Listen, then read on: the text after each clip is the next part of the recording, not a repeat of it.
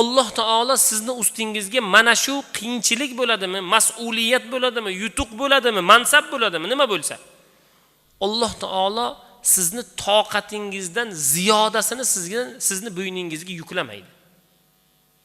Alloh taologa shukr aytishlik, har bir musibatlarga, har bir narsalarga inshaalloh siz har birimiz sabr ila, yaxshilik ila Alloh taoloning arqonini mustahkam olgan holatda hayotimizni davom ettirmoqligimiz kerak.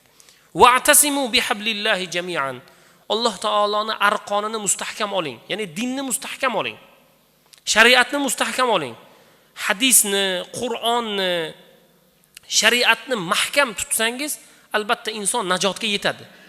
Najot mana shunda. Najotni boshqa narsadan izlash xato. Va mana shuning uchun har bir bandalar Alloh taolodan so'rasa